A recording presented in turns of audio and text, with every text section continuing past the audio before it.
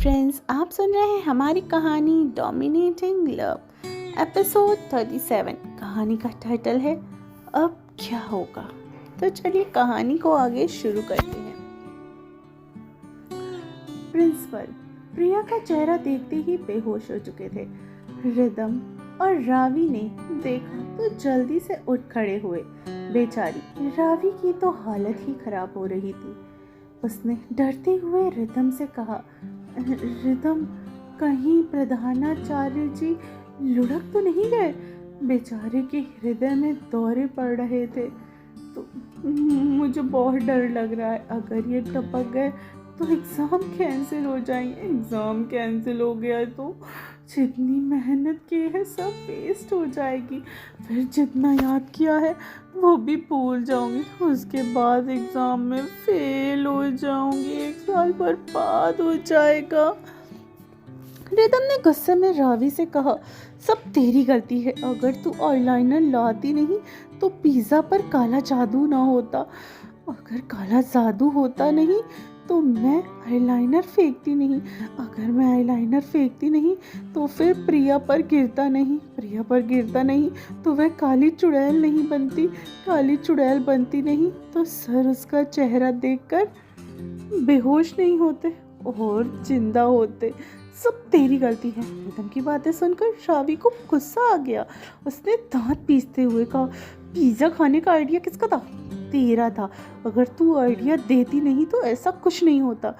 Rhythm ने चिढ़ते हुए कहा, ये सब छोड़, मुझे समझ नहीं आ रहा है कि अब क्या होगा। बस एक ही रास्ता है। क्या? रावी ने हैरानी से पूछा।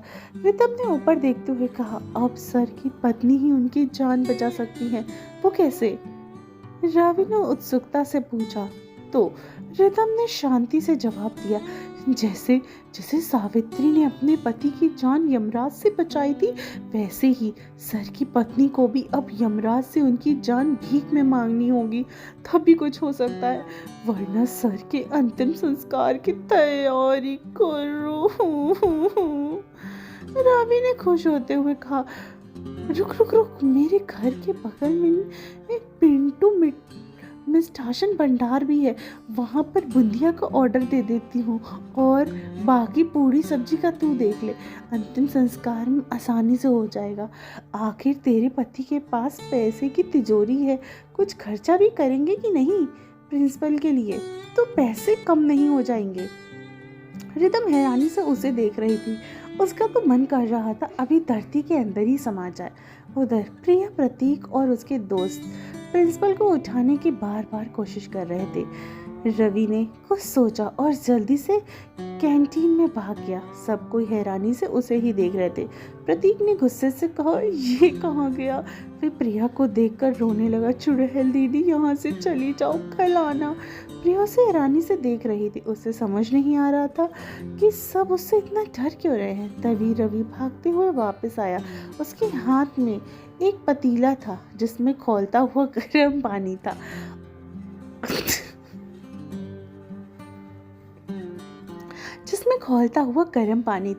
जिससे अभी भी धुआं निकल रहा था। प्रतीक ने डरते हुए कहा, ये तो क्या कर रहा है? क्या इससे काम बनेगा? तो रवि ने अपना कॉलर ठीक करते हुए कहा, तू बस देखता जा मेरे इंटेलिजेंस को। फिर रवि ने जल्दी से प्रिंसिपल का हाथ उस पतीले में डाल दिया। ज्वालामुखी ज्वालामुखी, ज्वालामुखी चिल्लाते हुए प्रिंसिपल उठ गए और बैठ गए। सब कोई खुश हो गए। प्रिया भी खुश थी कि सब ठीक है। वो प्रतीक के गले लग गए तो उसने चिल्लाते हुए कहा, छोड़ कमीनी, खून पिएगी क्या?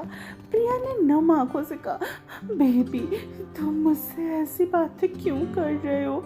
अपनी शक्ल शीशे में देख तो खुद समझ जाएगी। ये बोल। प्रतीक ने धक्का दिया। प्रिया के दिमाग में एक ही बात गूंज रही थी, अपनी शक्ल शीशे में देख तो खुद समझ जाएगी। उसने जल्दी से अपने पर्स से फ़ोन निकाला और अपना चेहरा देखने लगी। उसने जब कैमरे में अपना चेहरा देखा तो चिल्ला उठी, चुड़ैल। उसने वो फ़ोन ज़ोर से फेंक दिया, जिससे वो जाकर सीधा प्रिंसिपल के सर पे जाके लगा। उसका कपार फूट गया और बेचारा फिर से फ्लैट हो गया। प्रिया जल्दी से वॉशरूम भागी और अपना चेहरा वॉश करने लगी, पर उसके मुंह में लगा कालिक छूटने का नाम ही नहीं ले रहा था। करीब 20 मिनट तक रगड़ने के बाद उसका चेहरा ठीक हुआ। उसने जल्दी से अपने पर्स से पाउडर निकाल कर लगाने लगी, फिर अपना बाकी का मेकअप करने लगी। अब वो ठीक लग रही थी। वो जल्दी से बाहर आई तो देखा प्रतीक और रवि वहीं थे, पर प्रिंसिपल नहीं है। प्रिया ने प्रतीक के गले लगते हुए पूछा, बेबी प्रिंसिपल ठीक है? प्रतीक ने देखा तो उससे गले लगाते हुए कहा, बेबी बेबी तुम कहाँ थी? मैंने तुम्हें कहाँ कहाँ नहीं ढूंढा। मैं तुम्हें अपने दोस्तों से मिलवाना चाहता था कि मेरी गर्लफ्रेंड किसी अप्सरा से कम नहीं है, पर पता नहीं एक चुड़ैल मेरे पीछे हाथ धोकर पड़ गई थी। शायद अब वो वापस अपने घर चली गई, पर तुम्हें कैसे पता चला कि प्रिंसिपल को कुछ हुआ है? तुम तो यहाँ नहीं थी ना? उसकी बात सुनकर प्रिया हकलाने लगी। वो उस चुड़ैल ने मुझे बताया। प्रिया ने बात पलटते हुए कहा। तो प्रतीक ने कुछ नहीं बोला और कहा, प्रिंसिपल को हॉस्पिटल लेके गए हैं, उन्हें दिल का दौरा पड़ा है। प्रिया ने नजरें झुका ली। तभी रवि ने मुस्कुराते हुए कहा, यार तेरी गर्लफ्रेंड तो वाकई में बवाल है, बिल्कुल बरगद के पेड़ पर रहने वाली परी लग रही है। उसकी बात सुनकर प्रतीक ने घमंड से कहा, यार वो तो है। थोड़ी देर के बाद सारी क्लासेस ओवर हो गई। रुद्राक्ष भी कॉलेज के बाहर रिदम का वेट कर रहा था। तभी रिदम आई और सीधा उसके गले लग गई। रुद्राक्ष के होठों को चूमा तो वो शर्मा गई। रुद्राक्ष ने उसके होठों को चूमा तो वह शर्मा गई। फिर दोनों वहां से निकल गए। सिंह विला।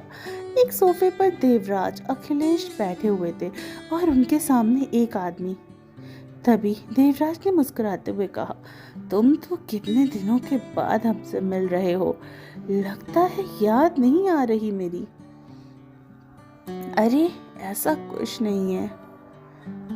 तो फ्रेंड्स, कैसी लगी आपको हमारी ये कहानी? आई होप पसंद आ रही हो। अगला पार्ट सुनने के लिए आपने थोड़ा सा वेट करना है। मैं बहुत जल्दी कहानी का अगला पार्ट भी लेकर आऊँगी। और तब तक सुनते रहिए डोमिनेटिंग लव, सिर्फ टिनी FM जान के साथ।